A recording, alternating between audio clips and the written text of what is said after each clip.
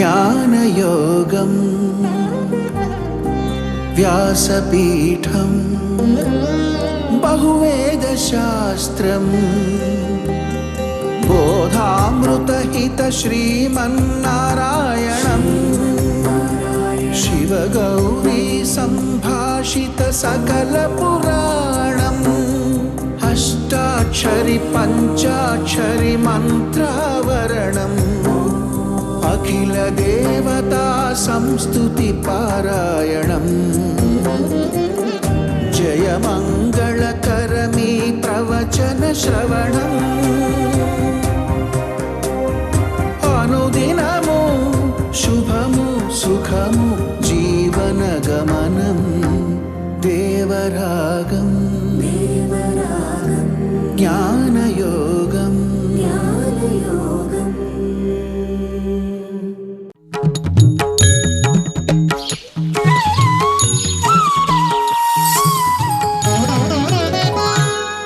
ఆపదామపహర్తారం దాతారం సర్వసంపదాం లోకాభిరామం శ్రీరామం భూయో భూయో నమామ్యహం.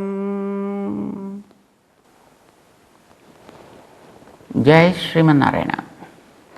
ప్రియ భగవద్బంధువులారా, భగవద్గీత 9వ అధ్యాయం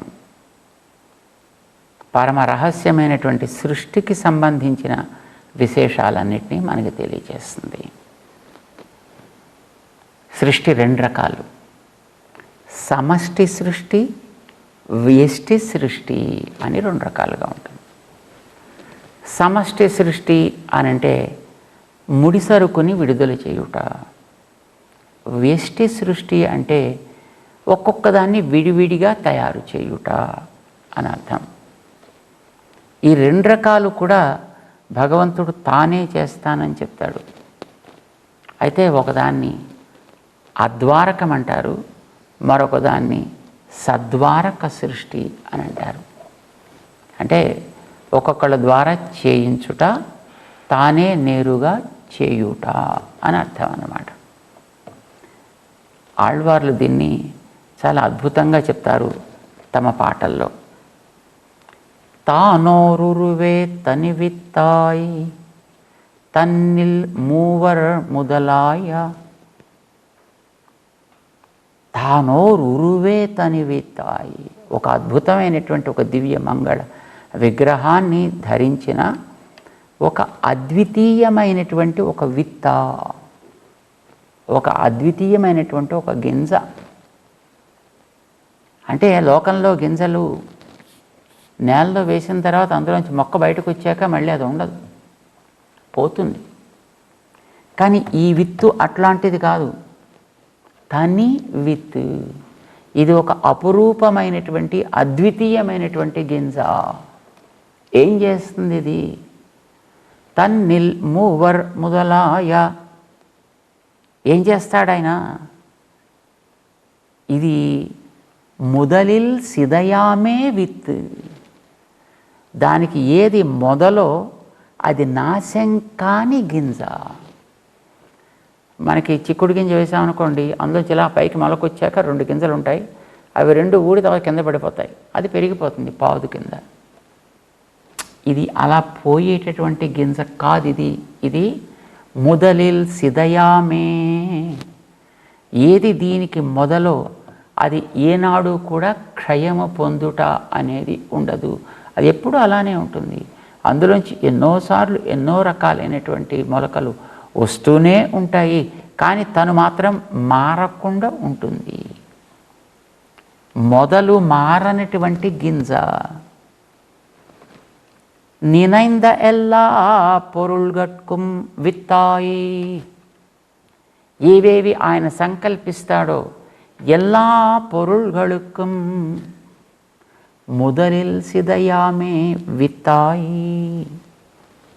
మొదలు చెడనటువంటి ఒక గింజగా తానయ్యి ఈ సృష్టినంతటిని తను చేస్తుంటాడు. 3 రూపాలుగా బ్రహ్మ, ఇంద్ర, రుద్ర రూపాల్లో తానుండి వాటి ద్వారా సృష్టి, స్థితి, ప్రళయము అనేటటువంటి వాటిని కల్పిస్తూ ఉంటాడు ఆయన అని పాడతారు ఆళ్వార్లు అన్నమాట. సహజంగా ఇది సృష్టి రెండు రకాలని చెప్పాం కదా. ఒకటి అద్వారక సృష్టి, దీన్ని సమష్టి సృష్టి అని అంటాం. రెండవది సద్వారక సృష్టి, దీనిని వ్యష్టి సృష్టి అని అంటాం అన్నమాట. అంటే మొట్టమొదట తనలోంచి ఈ ప్రకృతికి కారణమైనటువంటి ఈ మహత్తత్వాన్ని, అహంతత్వాన్ని, దానికి ముందు ఉండే అవ్యక్తాన్ని, అక్షరము అని కొన్నిటిని మనం గతంలో అనుకున్నాం. వీటన్నిటినీ తనే క్రమంగా బయటికి తెస్తాడు.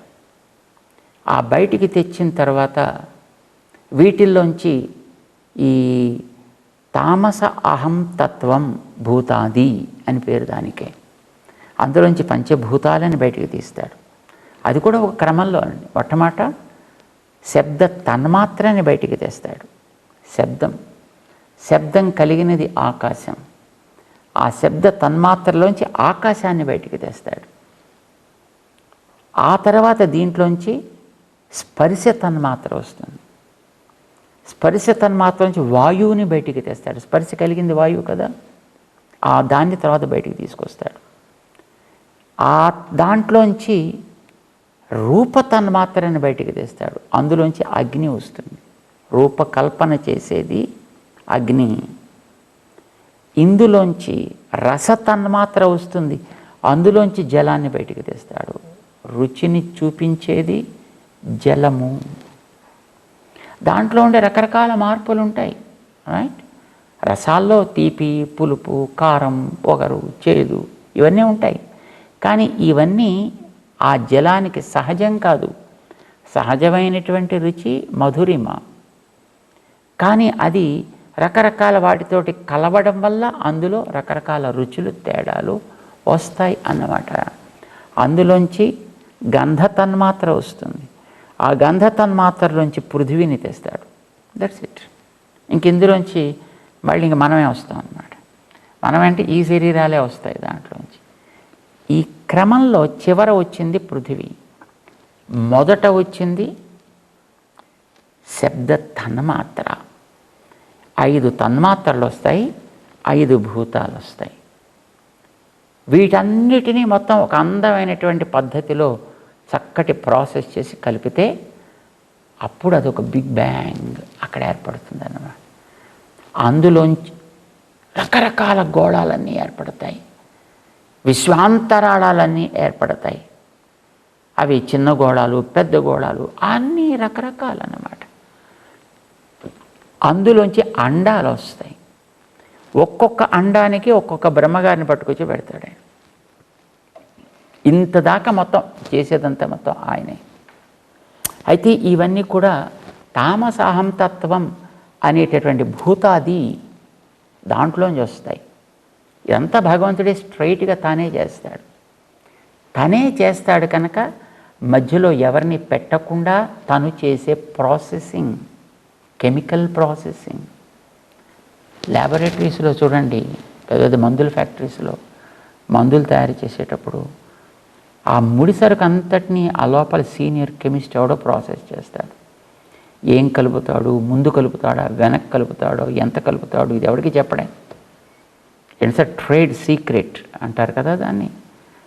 అది వాడి వృత్తి రహస్యం. అది దాన్ని వాడే కలిపి ప్రాసెస్ చేసేసిన తర్వాత అప్పుడు ఆ కలిపినటువంటి ఆ జార్స్ని పట్టుకు బయటకు ఇచ్చేస్తారు.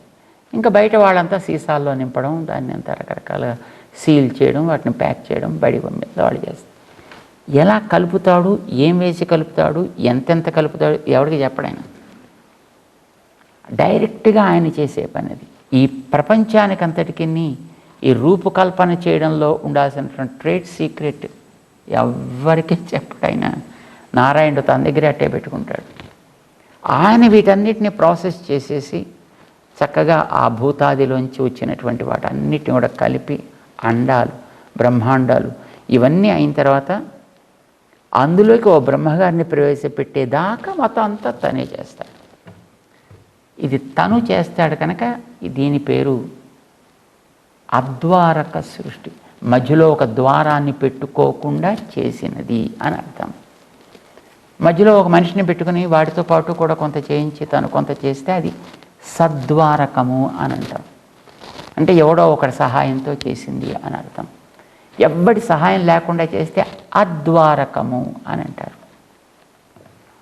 ఈ జగత్ అద్వారక సృష్టి భగవంతుడు తానే స్వయంగా నేరుగా చేస్తాడు. అదే చెప్తున్నాడు భగవద్గీతలో 7-8 శ్లోకాల్లో.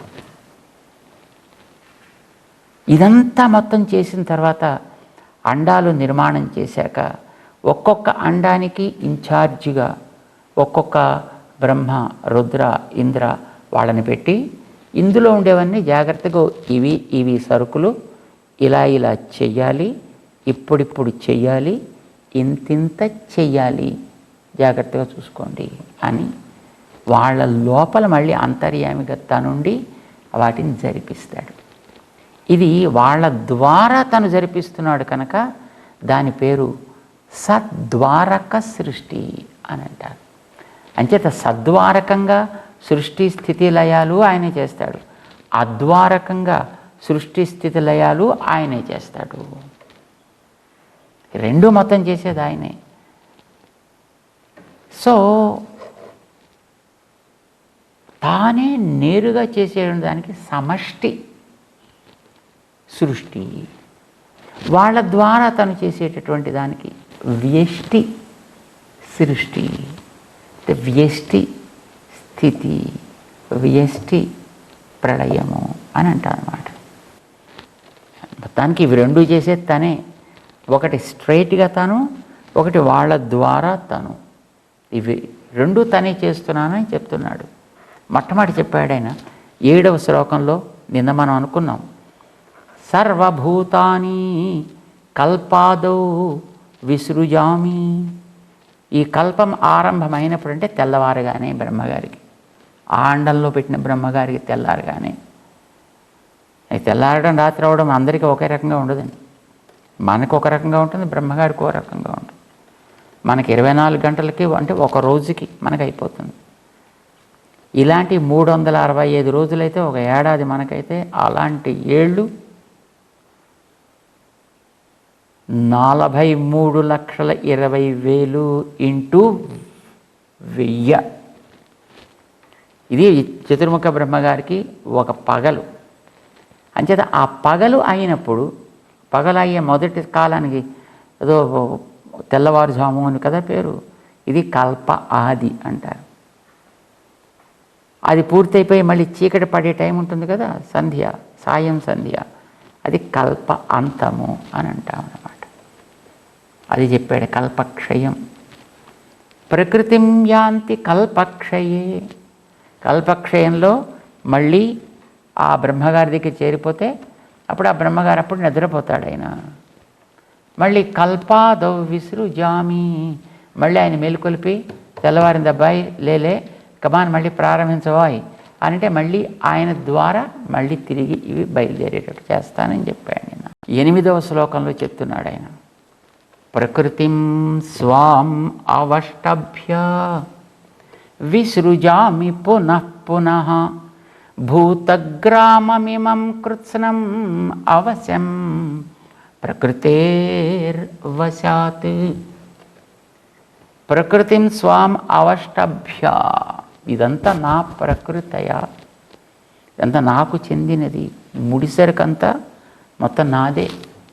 ఇందులో ఎవరికి కూడా షేరింగ్ బిజినెస్ ఏం లేదు, ఇందులో ఎవరికి ఆధిపత్యం కూడా లేదు, ఇందులో ఎవరు చెయ్యి పెట్టే అవసరం కూడా లేదు సుమా.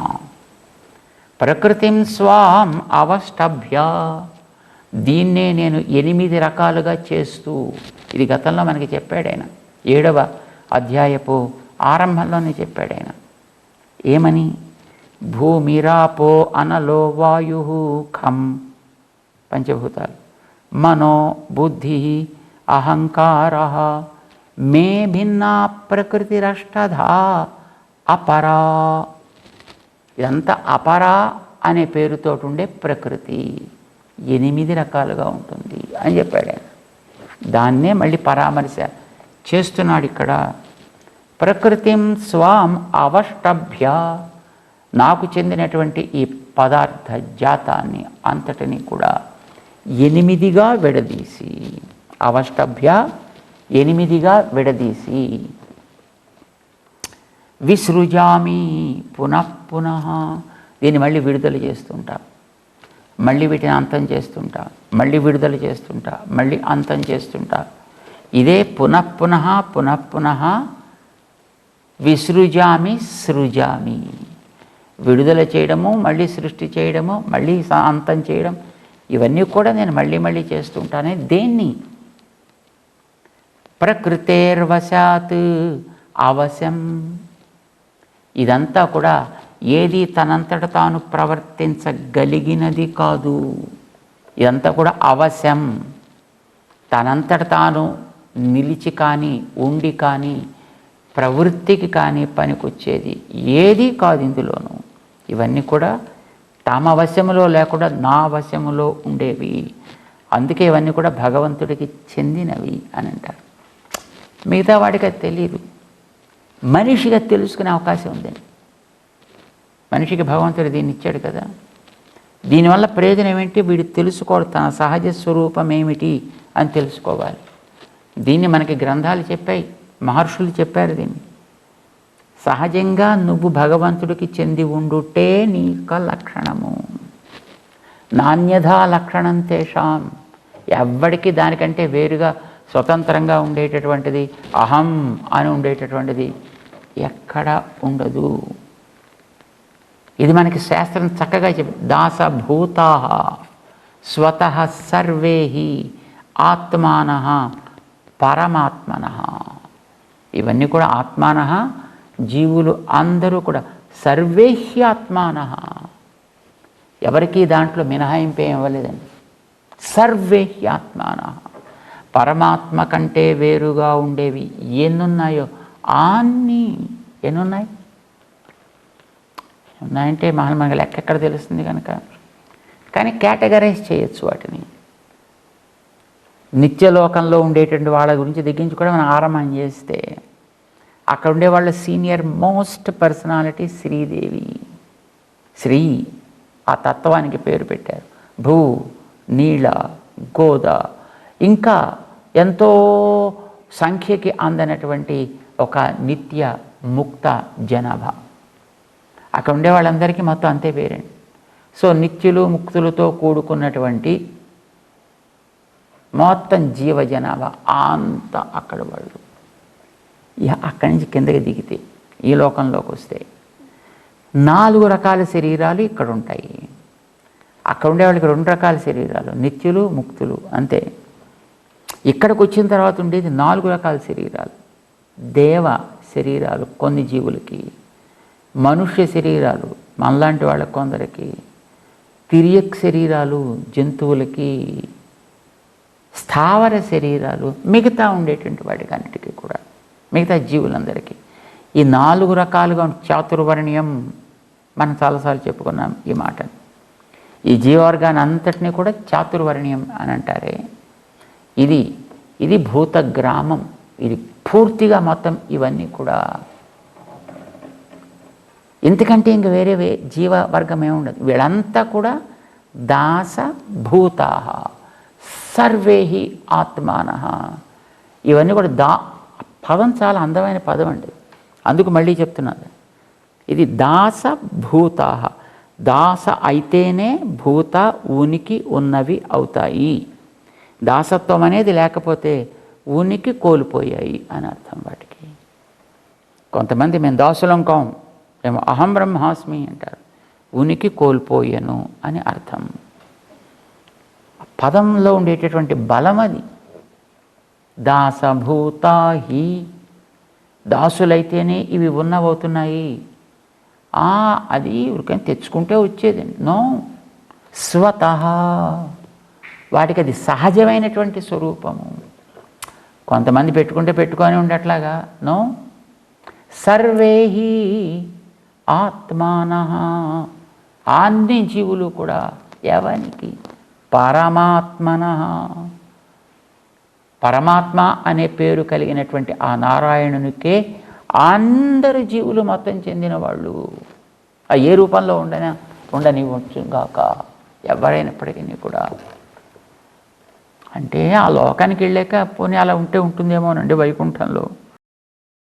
అంటే నాణ్యథా లక్షణం తేషాం, వాళ్ళకి ఇంతకంటే వేరుగా మరొక స్థితి అనేటటువంటిది లేనే లేదు. ఎప్పుడు బంధే మోక్షే తథైవచ. బంధే ఇక్కడ ఉన్నప్పటికీ కూడా కర్మబద్ధులై ఉన్నప్పటికీ, మోక్షే కర్మబంధం నుంచి విడుదల పొందిన తర్వాతనైనప్పటికీ కూడా లక్షణం అన్యథా తేషాం నాస్తి, మరొక రకమైనటువంటి స్థితి లేనే లేదు ఏ జీవుడికి కూడా. ఆయనకి చెందినవి అని అర్థం అండి, నారాయణుడికి చెందినవి అని అర్థం. అందుకోసమే వీటికి ఏం పేరు పెట్టారు? వీడికి భగవత్ శేషభూతులు. శేషం అంటే చెందినది అని అర్థం అండి. ఆయనకే చెందింది, ఆయన నడిపిస్తే నడిచేది, ఆయన కోసం నడవలసినది అని అర్థం. సర్వాత్మన స్వార్థే నియంతుం ధారయితుం చ శక్యం. అన్ని రకాలుగా కూడా నియంతుం, ఆయన ఇలా శాసిస్తే అట్లాగా, ధారయితుం ఆయన పట్టుకుంటే ఇవి ఉండాల్సిందే తప్ప ఆయన వదిలితే వీటికి ఉనికే పోతుంది. అది ఆయన కోసం వినియోగపడాలి, దానికి పేరు శేషము. అది కలిగినవాడు శేషి కనుక నారాయణుడు శేషి. ఈ మిగిలినటువంటి జీవ వర్గమంతా కూడా శేషభూతమైనది. అందుకే ఆయన చెప్తున్నాడు ప్రకృతే వశాత్. ఇవన్నీ కూడా ప్రకృతికి అధీనత కలిగినవి కావడం చేత అవశం, ఏ రకమైనటువంటి స్వాతంత్ర్యము వీటిలో ఉండదు. ఒకటా రెండా? కృత్స్నం ఇమం, మొత్తం ఇవి అన్నీ. అన్నీ అంటే మళ్ళీ 4 రకాలే, మళ్ళీ ఇంకో 5వ రకం ఉండదు ఇందులో, చాతుర్వర్ణ్యం. గతంలో మనం చాలాసార్లు అనుకున్నాం అంటే చాతుర్వర్ణ్యం అంటే బ్రాహ్మణ క్షత్రియ వైశ్య శూద్ర కాదు. ఎందుకంటే సృజించింది మయా సృష్టం అని అన్నాడు ఆయన. మయా సృష్టం అని ఆయన అన్నప్పుడు చెట్లు ఎవరు పుట్టించినట్టు? 4లో చేరలేదు కదా. బ్రాహ్మణ క్షత్రియ వైశ్య శూద్ర, మరి మిగతా వాళ్ళు ఎవరు పుట్టించినట్టే? హరిజనులు ఎవరు పుట్టించాడు, గిరిజనులు ఎవరు పుట్టించాడు, ఇంకోళ్ళు ఎవరు పుట్టించాడు. వీటన్నిటినీ కూడా మొత్తం చేసింది ఒక్కడే కనుక ఆయన సృష్టిలోకి మొత్తం ఇన్ని చేరాల్సిందే. అంచేత ఆయన మయా సృష్టం చాతుర్వర్ణ్యం అన్నాడంటే ఈ 4గింటిలోనే మొత్తం అన్నీ చేరిపోవాలి. అందుకే దాన్ని కేటగరైజేషన్ భగవద్ రామానుజ ఆచార్యుల వారు చాలా అందంగా చేసి చూపించారు. దేవ, మొత్తం ప్రకృతిలో శక్తులన్నీ వచ్చేస్తాయి. మనుష్య, మొత్తం ఈ మానవ జాతి అంతా వచ్చేస్తున్నారు. తెల్లవాడ, నల్లవాడ, పొడుగోడ, పొట్టివాడ, ఏ భాషకి చెందినవాడు, ఏ జాతికి, ఏ కులానికి, ఏ మతానికి ప్రశ్నే లేదు. అందరూ కూడా ఒకడికి చెందిన వారే, వాడికి సంతానమే, వాడి ద్వారా ఉనికి కలిగిన వాళ్ళే.